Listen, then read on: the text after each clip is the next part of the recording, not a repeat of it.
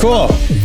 Yo, what is good, YouTube? It is your boy LancyVee, and welcome back to another Wonderlands video. All right, so we're gonna get right into this video. This is part 2 of our Spellshot / Stabbomancer build. Yeah, so we're gonna be using From the Shadows action skill and not ambidextrous. We're not using 2 spells. Within this build, I'm still using the Buffmeister, but it's not glitched or bugged. So let's start it off with the hero points.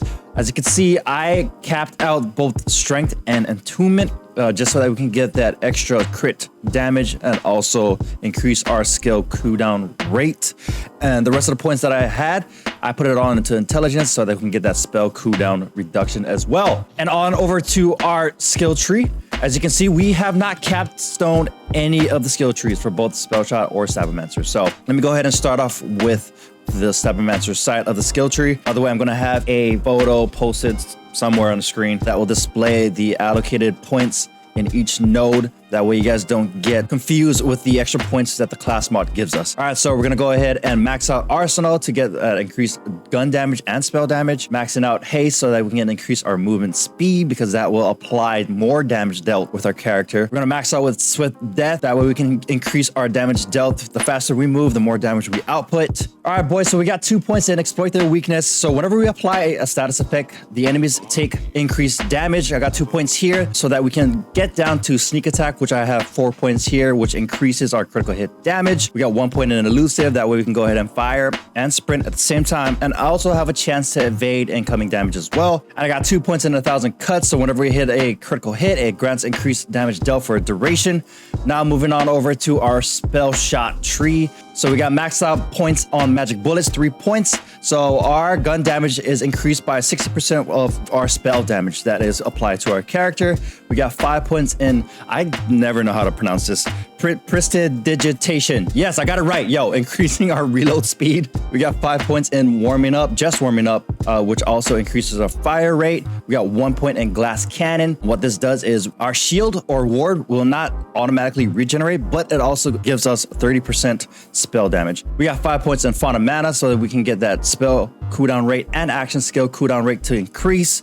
We got 1 point in High Threat Count. What this does is it'll allow us to get more spell weaving stacks plus 3. So in total we have 8, and I have 1 point in War Casting. So whenever we get it's a kill skill. So whenever we get a kill, we have a chance to instantly reload our weapons. We also have 1 point in 1 slot 1 kill, which also further increases our gun damage per stack of spell weaving. All right, boys, so we're going to be moving on to our weapons and gear. It's going to be utilizing the same weapons pretty much and the same gear, almost kind of sort of, but with different enchantments. So the first weapon we got is the Liquid Cooling ×2 with the enchantment while action skill is active increases elemental damage by 35%. I also got another Nightshade at ×4 frost damage with the enchantment while action skill is active increases elemental damage by 35%. Note that this one has 18 magazine size, so bro, this thing will eat through the magazine real quick. We also have the Queen's Cry ×2. I'm still looking for a ×1 variant of the Queen's Cry. With the ×2, it consumes 3 ammo per shot, and I feel like it still chews through the magazine pretty fairly, like pretty quickly. So I want to be able to find a ×1 variant of it, and I have not yet gotten one to drop for some reason. It's weird. The enchantment that we have on here is action skill is active. increases elemental damage by 35%. Also, we got the Masterwork Handle. What I use this weapon for is to stack our spell weaving stacks. So as you can see down below, underneath our XP bar, I am currently stacking it up. Every time you cast a spell or reload a weapon, you'll gain a stack.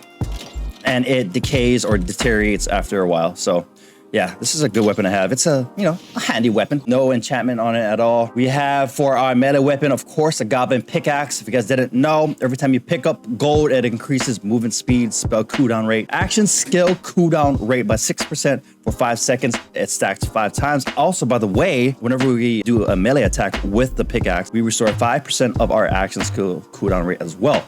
With the enchantment on action skill, increase gun damage by 40% for 10 seconds. So also, speaking about these enchantments, if you guys did not know, the action skill active and action skill start enchantments are kind of bugged too as well.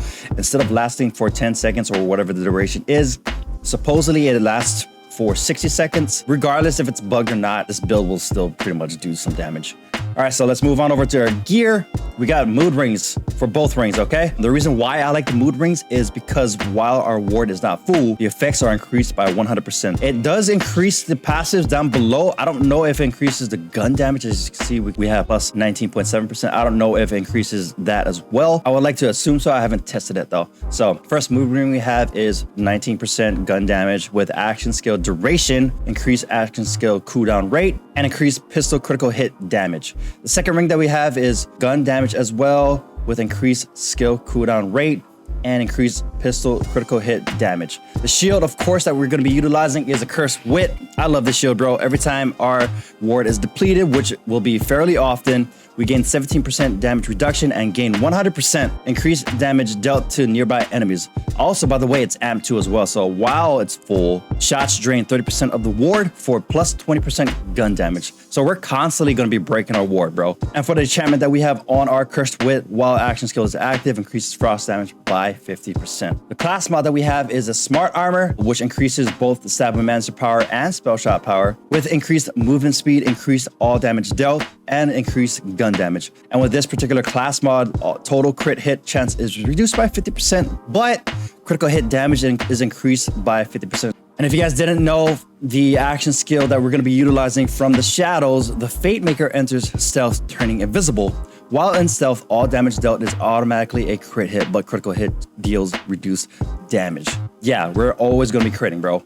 The amulet that we got on our character increases gun damage along with Stabbomancer power, along with increased action skill cooldown rate and all damage dealt. Whenever you cast a spell, reduces your remaining action skill cooldown by 20%. While your action skill is on cooldown, spell damage is increased by 30%. Therefore, it'll increase our gun damage as well. And also, I have the Buffmeister. Yes, I know. I mean, why not, bro? On this Buffmeister, we have on action skill start, increased damage dealt by 20% for 20 seconds. But yeah, like I said earlier, this is pretty much the same build as our part 1 Spellmancer build that I posted on YouTube. I'm going to have that video linked down in the description below and also have the card somewhere up here. You guys can go ahead and check it out if you guys want to. That one definitely utilizes the Buffmeister glitch. This build does not. Although the action skill start and action skill active enchantments are kind of bugged out right now, this build will still do damage even without that glitch. Hey, yo, boys, I forgot to let you guys know that I also have the PC save file in our Guilded server. Link is down in the description below if you want to go ahead and join the Guilded server to get access to the save file. Just to let you know, I don't know if it's just me or on my end, but I tried duplicating my save file to create like another character within the game, and Wonderlands was not allowing me to do so. So I don't know if you might have to delete the save file that you have previously downloaded from our part 1 video, or replace this file with that file, if that makes sense, on PC. For console players, I am sorry, but this is a PC save file only. But you can still go ahead and join that Guilded server if you want to. We have a lot of members, new members coming into the Guilded server that also play Wonderlands as well. But yeah, let's get back into the video. But other than that, if you guys enjoyed the video, make sure you guys go ahead and like and subscribe to your boy here on YouTube. Turn on that notification bell to get notified on when I go live here on YouTube and or post new content. Also follow me on TikTok as well and Twitter. If you guys have any questions, by the way, feel free to ask me in the comments. Let me know how this build's working out for you. other than that, I'll see you guys on the next one. Peace out, homies.